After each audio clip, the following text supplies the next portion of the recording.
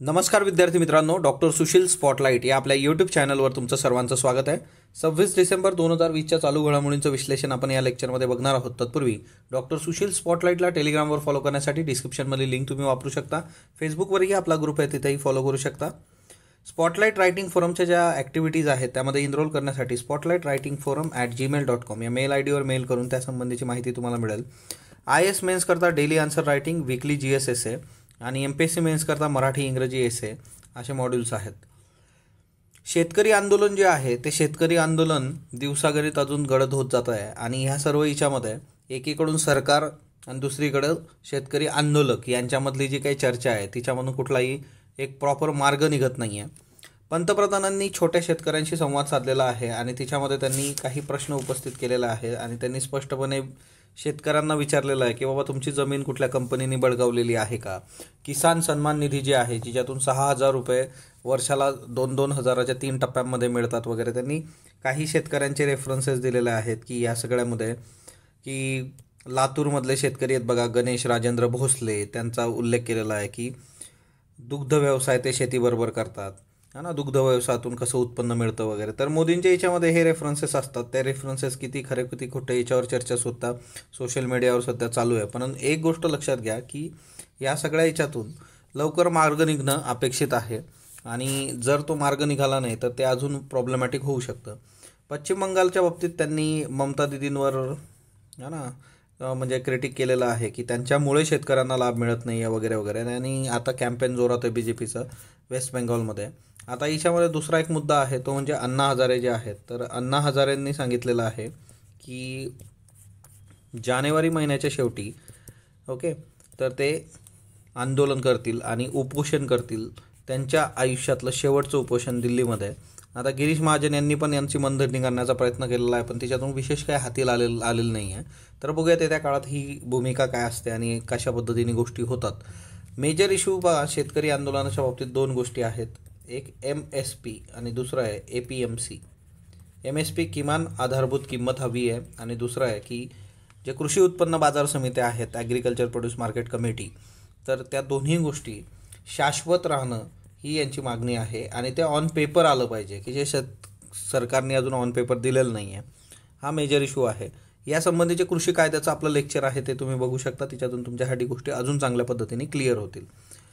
कालचा जो पेपर होता बघा, 20 तारखेचा जो पेपर आहे बघा असिस्टंट कमांडंट संबंधीचा CAPF, तर तोही स्टुडंटने पाठवलेला आहे। वाटलं तर त्याच्यावरही एखादं डिस्कशन करूयात की आपण जे डेलीचे लेक्चर्स करतो आहोत तिच्यामध्ये ज्या गोष्टी आहेत तर तसे एसे आणि प्रश्न तिथं विचारले गेलेले आहेत आणि ते पार है ना लिहूनच पाठवलेलं आहे।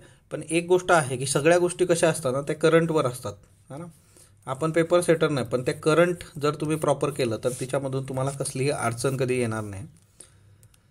अनिल नेदुमंगदू, वय वर्ष 48। आता अनिल नेदुमंगदू जे आहेत तर ते मल्लाडी अभिनेते होते। मालनकरा धरणामध्ये बुडून त्यांचा मृत्यू झाला आहे 25 डिसेंबर काल। आता पीस नावाचा चित्रपट होता, त्याच्या चित्रीकरणासाठी ते थोडुपुझा येथे गेले होते आणि चित्रीकरणातून जो काही मोकळा वेळ असतो तिच्यामध्ये ते मित्रांबरोबर धरणावर स्नानासाठी गेले आणि तिथे ही दुर्घटना घडली। अय्य पुन्नम कोशियुम हा एक चित्रपट होता, तिच्यामध्ये त्यांची पोलीस अधिकाऱ्याची भूमिका विशेष गाजली होती। सो अनिल नेदुमंगदू ओके, वय वर्ष 48। सतीश व्यास यांना 2020चा तानसेन सन्मान मिळालेला आहे। शास्त्रीय संगीत क्षेत्रातला सर्वोच्च समजला जाणारा हा तानसेन सन्मान आहे। आता महाराष्ट्रातले प्रसिद्ध संतूरवादक, आता हे पण एक लक्षात ठेवा की सतीश व्यास काय आहेत तर ते संतूरवादक आहेत। राष्ट्रीय स्तरावरचा हा जो प्रतिष्ठेचा पुरस्कार आहे तो मध्य प्रदेश सरकारद्वारे दिला जातो, हे MCQ करता लक्षात ठेवा। मग आता बऱ्याचदा असं होऊ शकतं राष्ट्रीय स्तरावरचा आहे म्हटल्यानंतर आपल्याला वाटेल की बाबा है ना केंद्र सरकार किंवा तिथून वगैरे, तर हे मध्य प्रदेश सरकार देतं आणि तानसेन महोत्सवामध्ये हा दरवर्षी दिला जातो। सो तानसेन सन्मान, या तानसेन सन्मानाचं स्वरूप आहे 2 लाख रुपये आणि स्मृतिचिन्ह। आता खरं तर हे सिम्बॉलिक असतं किती पैसे मिळतात काय, पण त्याचं जे काही हे आहे त्या सन्मानाचं जे आहे ना म्हणजे एकंदरीतच त्याचं महत्त्व ते जास्त महत्त्वाचं आहे।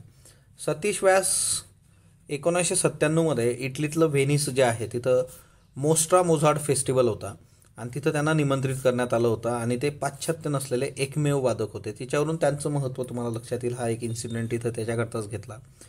इतर पुरस्कार बघा, पद्मश्री 2003 मध्ये आहे, कुमार गंधर्व राष्ट्रीय सन्मान 2010 मध्ये आहे, स्वरसागर संगीत पुरस्कार 2015 मध्ये आहे, पिंपरी चिंचवड महानगरपालिका देते. गुरु मदनलाल कोसर, गुरु शोभा कोसर पुरस्कार 2015चा प्राचीन कला केंद्र देतं. जीवन गौरव पुरस्कार 2020चा स्पंदन संस्था गोवा. तर असे त्यांचे पुरस्कार आहेत. तर तानसेन सन्मान लक्षात ठेवा, संगीत, शास्त्रीय संगीतातला भारतातला सर्वोच्च समजला जाणारा पुरस्कार. हल्ला बोल हे पुस्तक आहे बघा, सुधन्वा देशपांडे यांचं. सफदर हाशमी यांचं चरित्र, चळवळी, पथनाट्य याचा मागोवा घेणारं हे पुस्तक आहे. आज बरीचशी पुस्तकं आलेली आहेत की 2020मध्ये चर्चेत आलेली, ती सर्व आपण बघणार आहोत. त्याच्या फ्रंट पेज मी तुम्हाला दाखवतो. ती बऱ्यापैकी आपण सर्व वर्षभरात बघितलेली आहे. तुमचं एक रिव्हिजन होऊन जाईल आणि त्याच्यावर प्रश्न येण्याचे चान्सेस पण काही पुस्तकांवर खूप जास्त आहे. याच्याबरोबरच 26 डिसेंबर 1920 काँग्रेसच्या नागपूर अधिवेशनाला 100 वर्ष पूर्ण झालेली आहेत. अशा बऱ्याचशा गोष्टी आहेत की लोकमान्य टिळक असतील वगैरे वगैरे, तर ते सगळं एका ठिकाणी इयरबुकमध्ये असेल. तर हे काँग्रेसचं जे अधिवेशन आहे नागपूरचं, त्याला 26 डिसेंबर 1920 ला झालेलं, त्याला 2020मध्ये आता 100 वर्ष पूर्ण झाले. त्याचे अध्यक्ष जे होते सी विजयराघवाचारी होते. काँग्रेस वर्किंग कमिटीची भाषिक स्तरावर पुनर्मांडणी याच्यात करण्यात आली होती. जिन्ना यावेळेस काँग्रेसमधून बाहेर पडले होते, कारण इथं असहकार हा जो काही विषय होता आणि त्याच्यावरून मग जे काही त्यांच्यामध्ये मिसकम्युनिकेशन आणि त्या सगळ्या गोष्टी डिफरन्सेस आल्या आणि तिच्यातून मग जिन्ना बाहेर पडले. सो असहकार हा याच्यातला एक महत्त्वाचा फॅक्टर होता. खरं तर जिन्ना किंवा बाकीचे ॲनी बेझंट वगैरे ह्या सगळ्या लोकांचा एक जो होता की यांची जी लिडरशिप होती त्याला विशेष इकडं काही स्कोप राहिलेला नव्हता, कारण गांधी युग सुरू झालेलं होतं. तोही एक मुद्दा आहे. म्हणजे याचं जर ॲनालिसिस तुम्ही डीपमध्ये जाऊन केलं तर बरेचसे कंगोरे तुम्हाला अजून सापडतील. चित्तरंजन दास जे आहे तर यांनी असहकार चळवळीसाठीचा प्रस्ताव समोर ठेवला होता. काँग्रेसमध्ये अशा पद्धतीचे बदल केले गेले की काँग्रेस खऱ्या अर्थाने राजकीय पक्ष म्हणून समोर आला. 26 डिसेंबर 1920 काँग्रेस नागपूर अधिवेशन. तसं काँग्रेसचे अधिवेशन तुम्ही सर्व केलेच पाहिजे, महत्त्वाचे जे आहेत, आपण इतिहासात वाचतो. आर्या राजेंद्रन. आता आर्या राजेंद्रन देशातली सर्वात युवा महापौर आहे बघा, तुमच्या समोर आहे आर्या राजेंद्रन, है ना, देशातली सर्वात युवा महापौर. आता आर्या राजेंद्रनचं वय किती आहे? फक्त 21 वर्ष आहे बघा. आणि तिरुवनंतपुरमच्या महापौरपदी तिची नियुक्ती झालेली आहे. भारतातील सर्वात युवा महापौर ती ठरलेली आहे. मार्क्सवादी कम्युनिस्ट पक्षाच्या जिल्हा समितीने आर्याची निवड केलेली आहे. मार्क्सवादी कम्युनिस्ट पक्षाचं जी काही जिल्हा समिती आहे, आर्या स्टुडंट फेडरेशन ऑफ इंडियाच्या राज्य समितीची सदस्यसुद्धा आहे. तिरुवनंतपुरम जे आहे केरळमध्ये, तर तिथल्या महानगरपालिकेच्या निवडणुकीमध्ये मुडाव मुघल वार्डामधून ती विजयी झाली होती. आर्या BSc सेकंड इयरला आहे, मॅथमॅटिक्स. ओके, मग तुम्ही विचार करा. आणि येत्या काळामध्ये आर्यासाठी मग हा सगळा जो प्लॅटफॉर्म आहे राजकीय, तो है ना खूप पुढं जाऊ शकते 21व्या वर्षी जर हे सगळं मिळत असेल तर. शमसूर रहमान फारुकी. आणि हा प्रश्न पण मोस्ट प्रॉबेबली 100% विचारला जाऊ शकतो येत्या काळामध्ये. भारतातली सर्वात युवा महापौर शमसूर रहमान फारुकी, वय 85, निधन झालेलं आहे. उर्दू भाषेतील प्रसिद्ध शायर आणि लेखक होते.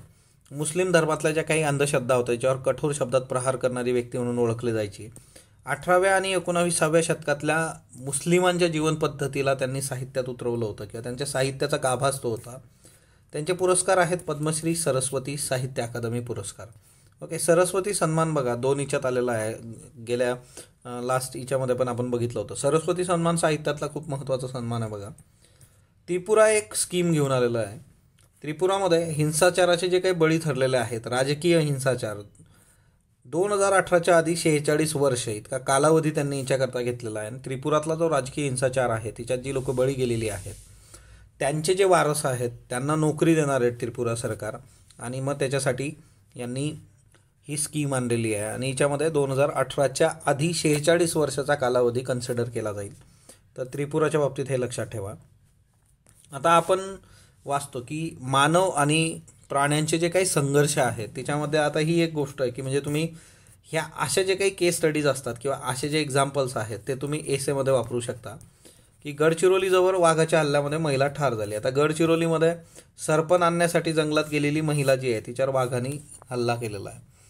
आता 2 गोष्टी येतात, आयदर तो तुमच्या आदिवासात येणार आहे किंवा तुम्ही त्याच्या आदिवासात जाणार आहे. 2 गोष्टी आहेत, हा ना. मग तुम्ही जंगलात गेलेला आहात, 62 वर्षाची मृत महिला आहे आणि एकंदरीतच आता मेजर इश्यू असा आहे की अधिवास जेवढे काही आपण गडबड करू म्हणजे दुसऱ्यांचे संपवू. आता जसं पुण्यामध्ये गवा आला होता बघा, हा ना, किंवा ज्याला गौर असं म्हटलं जातं किंवा बायसन असं म्हटलं जातं, तर ते पण बरंच प्रकरण गाजलं. पुण्यामध्ये दुसऱ्यांदा 2 वेळा असं घडलं की गवा पुण्यात आला, एकाचा मृत्यू झाला. असं का होतं आहे? कारण हे मेजर जो आहे तो आदिवासाचा इश्यू आहे शेवटी. तर हे एक लक्षात ठेवा. आता बघा काही पुस्तकं आहेत महत्त्वाची. उर्जित पटेल यांचं पुस्तक आहे बघा, overdraft. Okay, saving the Indian saver असं त्याचं टायटल आहे. Overdraft saving the Indian saver. Okay, so overdraft जे आहे हे त्याचं हेडिंग आहे आणि त्याचं जे सब हेडिंग आहे की saving the Indian saver. Urjit Patel RBIचे गव्हर्नर होते. प्रश्न विचारला जाऊ शकतो. हे पुस्तक ऑलरेडी आपण आधीही बघितलं आहे. आता वर्ष संपतंय म्हणून या लोकांनी परत आणलेलं आहे. Quest for restoring financial stability in India. हे पण पुस्तक आपण बघितलं आहे, विरल आचार्य. ओके, सो हे थोडं ब्लर आहे. Quest for restoring financial stability in India, Viral Acharya. हे ऑलरेडी आपण बघून झालेलं आहे. हे जस्ट रिव्हिजनसाठी घेतलेलं आहे. हल्ला बोल, तुम्हाला आत्ताच सांगितलं. हल्ला बोल हे जे काही पुस्तक आहे तर त्याच्याबद्दल आत्ताच डिसेंट दिले. त्याच्यानंतर पॅन्डेमिक कोविड-19 याच्या स्लॅबेजचं पुस्तक आहे बघा हे. तर एकंदरीतच आपल्या याच्यामध्ये कोविड-19चं एक चॅप्टरच आपण इयरबुकमध्ये केलेलं आहे आणि त्याच्यामध्ये मग ह्या सगळ्या गोष्टी की त्याच्याशी रिलेटेड पुस्तकं वगैरे. सो नेक्स्ट वन जे आहे ते ॲम्नेस्टी आहे बघा. ॲम्नेस्टी अरविंद अडिगा यांचं पुस्तक आहे. हे पण चर्चेत बरंच होतं आणि आपण याला पण ऑलरेडी बघितलेलं आहे. यांनी आता ह्या आजच्या लोकसत्तामध्ये की वर्षभरातली महत्त्वाची पुस्तकं कुठली म्हणून ही दिलेली होती. त्याच्यानंतर बॅक स्टेज, है ना, बॅक स्टेज हे पुस्तक पण आपण बघितलं होतं. आलूवालिया यांचं पुस्तक आहे बघा, मॉन्टेक-सिंग आलूवालिया, बॅक स्टेज. तर हे पण एक महत्त्वाचं आहे आणि याच्यावरही प्रश्न आपल्याला विचारला जाऊ शकतो. त्याच्यानंतर परमेश सहानी यांचं क्वेरिस्तान नावाने पुस्तक आहे बघा. हा शब्द त्यांनी अर्धा लिहिला आहे, क्वेरिस्तान. क्वेरिस्तान कुणाबद्दलचं? LGBTQ जे आहेत, है ना, LGBTQ, सो लेस्बियन, गे, बायसेक्शुअल, ट्रान्सजेंडर, क्वेअर, तर यांच्यासाठीचं पुस्तक आहे. आणि हा त्यांचा झेंडा आहे बघा. हे जे वेगवेगळे कलर या पुस्तकाला दिसत आहेत तर हा त्यांचा झेंडा आहे. याच्या संबंधीचं सेपरेट लेक्चर आपल्या याच्यावर आहे LGBTQचं, ते मी परत एकदा वाटलं तर पोस्ट करतो, है ना, टेलिग्रामवर. सो ही पुस्तकं होती महत्त्वाची या वर्षातली. बैगा आदिवासी चित्रकर्ती ज्या आहेत जुधैया बाई यांना पद्मश्री पुरस्कार 2021 करता नामांकन मिळालेलं आहे. हे एकदा मागे आपण डिस्कस केलं होतं. आणि बैगा आदिवासी जे आहेत त्यांची चित्रकला ती पण फेमस आहे आणि आदिवासी किंवा ट्राईब्स आणि त्यांचं कल्चर जे आहे त्यांचे आर्ट्स जे आहेत तर त्याला पण आपलं जे ट्रायफेड आणि त्या सगळ्या हे आहे मिनिस्ट्री आहे ट्रायबल अफेअर्स, तर ते स्कोप देत असतं. आंतरराष्ट्रीय स्तरावर ऑनलाईन विक्री होते वगैरे बऱ्याच गोष्टी आहेत. शेवटी यांना आपल्याला मूळ प्रवाहात आणणं गरजेचं आहे. त्याच्यामधून अजून चांगल्या पद्धतीने गोष्टी होऊ शकतात. आता ही जे न्यूज आहे ही अशी GS4 केस स्टडीसाठी वापरली जाऊ शकते. ओके, की Dalit man beaten of for using common handpump. म्हणजे एक कॉमन हँडपंप आहे तो दलित व्यक्तीने वापरला म्हणून त्याला मारलं. आता त्याच्यामुळे एक गोष्ट आहे की जवळपास 45 वर्षाचा दलित मॅन आहे ना, उत्तर प्रदेशमध्ये हे झालेलं आहे, भंडा डिस्ट्रिक्टमध्ये. एक कॉमन जो काही हँडपंप आहे तो त्यांनी वापरलेला आहे. तो सगळ्यात महत्त्वाची गोष्ट याच्यामध्ये एक येते की असे प्रश्न जे आहेत की दलित विद्यार्थ्यांनी जेवणाला स्पर्श केला म्हणून जेवण फेकून दिलं किंवा दलित कूक आहे म्हणून विद्यार्थ्यांनी खायला नकार दिला, अशा केस स्टडीज UPSC GS4 इथिक्समध्ये विचारल्या गेलेल्या आहेत. तर हे विचारलं जाऊ शकतं. मग इथं 2 गोष्टी येतात की तुम्ही कॉमन मॅन म्हणून तुमची इथं काय भूमिका असेल आणि जर तुम्ही इथं काही अधिकारी म्हणून त्यांनी जर दिलं की तुम्ही इथले IAS आहात वगैरे वगैरे, सोशल वेलफेअर डिपार्टमेंटचे अधिकारी आहात, तुमची काय भूमिका असेल, तुम्ही लोकांचा ॲटिट्यूड कसा चेंज कराल, हे तुम्ही मला कमेंट बॉक्समध्येही सांगू शकता की तुम्ही या केसमध्ये कसं कराल की इथून पुढं कुठलंही डिस्क्रिमिनेशन तिथं होणार नाही. ओके, त्याच्यानंतर 356 हे जे आर्टिकल आहे, आर्टिकल 356, या 356चे जे डिबेट्स आहेत ते आजच्या द हिंदूमध्ये आलेले आहेत. आणि 356 जे आहेत की फेडरलिझम किंवा जे आपली संघराज्य प्रणाली आहे तिच्यामध्ये ही गोष्ट खूप महत्त्वाची आहे. आता याच्यामध्ये हे आलं कशामुळे आहे की breakdown of constitutional machinery in state. जे काही संविधानिक पद्धतीने कामकाज चाललं पाहिजे ते जर चालत नसेल तर मग 356चा वापर होऊ शकतो. आंध्र प्रदेश हायकोर्टाने आंध्र प्रदेश गव्हर्नमेंटला काय आदेश दिलेले आहे की जे काही ब्रेकडाऊन आहे तिथं है ना, की पॉसिबिलिटी आहे की use or even misuse of article 356 by the judiciary, म्हणजे ज्युडिशियल ॲक्टिव्हिजममध्ये हा मुद्दा येतो. आंध्र प्रदेश सरकार जे आहे त्यांनी मधल्या काळात बरेचसे वादग्रस्त गोष्टी केलेल्या आहेत आणि ह्या सगळ्या गोष्टी ज्या आहेत, तर मग आता परत गोष्ट 356वर येत आहे आणि मग यांनी पार 356 कसं आलं त्याची सगळी स्टोरी इथं दिलेली आहे की कशा पद्धतीने तिथं 19 जून 11 1947 ओके, की जून 11 1947मध्ये ह्या सगळ्या कलमाचा वापर व्हावा आणि ते संविधान येते यावं अशा पद्धतीचा जो ठराव झाला होता की गव्हर्नर एमर्जन्सी सिच्युएशनमध्ये हे वापरेल असं ठरलं होतं बघा, जून 11 1947. तिच्यामध्ये पण जे होतं की गोविंद वल्लभ पंत जे होते की त्यांनी सांगितलेलं होतं की बाबा all wise governance will not become all wise, म्हणजे प्रत्येक वेळेस तो गव्हर्नर खूप प्रॉपरली वर्क करेल असं नाही आहे. काही लोकांनी याला अपोज केलं होतं, जी.बी. पंत, त्याच्यानंतर हृदयनाथ कुंजरू अपोज केलं होतं यांनी. आणि हृदयनाथ कुंजरू त्यांनी म्हटलेलं होतं की ह्या 1935च्या कायद्याचं रिप्रोडक्शन आहे हे 356 तुम्ही जे देताय, तर त्यानं खूप काही हाताला लागणार नाही वगैरे वगैरे. ॲक्च्युली हे त्यावेळेस आर्टिकल 278 होतं, ते आता आहे 356 ओके. पण आता ह्या सगळ्या याच्यामध्ये जे आहे की याचा जो वापर आहे म्हणजे जवळपास 356 125 वेळा वापरलं गेलेलं आहे, यूज्ड ऑर मिसयूज्ड, म्हणजे त्याचा वापर झालेला आहे किंवा त्याचा गैरवापर 125 वेळा. आणि तिच्यामध्ये तुम्ही बघू शकता की म्हणजे एकंदरीतच नेहरूंच्या काळातल्या स्टोरीज असतील की 1951मध्ये पहिल्यांदा हे गोपीचंद भार्गव मिनिस्ट्री जी होती पंजाबमध्ये तेव्हा वापरलं गेलं होतं. त्यांच्याकडे बहुमत असल्यावर सुद्धा त्यांचं राज्य बरखास्त करण्यात आलं होतं. सो हे आपण पॉलिटीमध्येही वाचतो की 356 पंजाबमध्ये पहिल्यांदा वापरलं गेलं.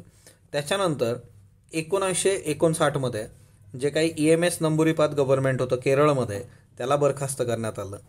तर म्हणजे याचा मिसयूज जो आहे की तो फार आधीपासून आहे, नेहरू असताना तर मोदींपर्यंत सगळे एक्झाम्पल्स इथं आहेत. इंदिरा गांधी ज्या होत्या, इंदिरा गांधींनी 356 जे होतं ते 27 वेळा वापरलं होतं. इंदिरा गांधींनी 357 जे आहे ते 27 वेळा वापरलं होतं. आणि एकंदरीतच ह्या सगळ्या याच्यामध्ये ही केस पण आहे की state of Rajasthan versus union of India 1977 okay. तर म्हणजे तुम्ही जर बहुमत असल्यावर सुद्धा गव्हर्नमेंट तिथलं है ना हे करत असाल, ती सगळी ही डिझॉल्व करत असाल, तर त्या केसमध्ये 356 अरुणाचल प्रदेशमध्ये 2016मध्ये वापरलं गेलं होतं. रिपब्लिक डेलाच वापरलं होतं, 26 जानेवारीला वापरलं होतं कोणी, नरेंद्र मोदी गव्हर्नमेंटनी. सो याला कुणीही अपवाद नाही आहेत की नेहरूंनी केलं की इंदिरा गांधींनी केलं आणि मोदींनी केलं, हे they are all are sailing in the same boat. तर 356 जे आहे ते प्रत्येक वेळेस, किंवा बाबरी मशिदीच्या वेळेस जो मुद्दा होता सगळा डिसेंबर 6 1992, तर त्यावेळेस नॉन यूज ऑफ आर्टिकल 356, तर तेव्हा हे वापरलं जाणं अपेक्षित होतं का, हाही डिबेट आहे. सो 356 हे कलम नीट करा. 356 बरोबरच संघराज्य प्रणाली जे आहे ते फेडरलिझम जे आहे, त्यातल्या त्यात आता आपण कॉपरेटिव्ह फेडरलिझमबद्दल बोलतो, तर ते पॉलिटीमधून तुम्ही करणं फार गरजेचं आहे. कालचे प्रश्न बघा. Status of leopard in India 2018 नुसार योग्य विधान निवडा. 2014च्या तुलनेत 2018मध्ये बिबटांच्या संख्येत घट झाली, घट नाही आलेली, वाढ झालेली आहे. सो हे चुकीचं स्टेटमेंट आहे ओके. त्याच्यानंतर महाराष्ट्रात सर्वाधिक संख्येत बिबटे आढळतात, तर 3 नंबरला महाराष्ट्र. दोन्ही स्टेटमेंट चुकीचे आहेत. महाराष्ट्रात पहिले IVF केंद्र कुठं सुरू होणार आहे, नागपूरमध्ये. पंतप्रधान नरेंद्र मोदी यांनी लीजन ऑफ मेरिट पुरस्कार कोणत्या देशाने प्रदान केला, अमेरिका. त्याच्यानंतर महाराष्ट्रातील क्षेत्रफळाच्या दृष्टीने सर्वात मोठी महानगरपालिका कुठली, पुणे. फिफाचा 2020चा सर्वोत्तम फुटबॉलपटूचा पुरस्कार कोणत्या खेळाडूला मिळाला, तर रॉबर्ट लेवॉन्स्की. आजचे प्रश्न घ्या. चेतन शर्मा यांच्याबद्दल योग्य विधान निवडा. 1987च्या विश्वचषक क्रिकेट स्पर्धेत भारताकडून पहिली हॅट्रिक नोंदवली. BCCIने राष्ट्रीय निवड समितीचे अध्यक्षपद सोपविले. फक्त अ ब यापैकी नाही. 2022च्या IPL मध्ये किती संघांचा समावेश होणार, 12, 10, 11, 8. फास्टॅग कधीपासून सर्व वाहनांना बंधनकारक करण्यात आले आहे, 1 जानेवारी 2021, 1 एप्रिल 2021, 1 मार्च 2021, 31 डिसेंबर 2020. स्नेकहेड माशाची नवी प्रजाती कोणत्या राज्यात सापडली, अरुणाचल प्रदेश, मणिपूर, मेघालय, केरळ. झोमी जमातींना स्वतःची परिषद हवी अशी मागणी केली आहे, ही जमात कोणत्या राज्यातील आहे, मेघालय, मध्य प्रदेश, त्रिपुरा, मणिपूर. याची उत्तर तुम्ही कमेंट बॉक्समध्ये देणार आहात. स्पॉटलाईटला जो तुम्ही प्रतिसाद देता त्याबद्दल मी आपला आभारी आहे. स्पॉटलाईटला लाईक करा, शेअर करा, सबस्क्राईब करा. धन्यवाद विद्यार्थी मित्रांनो.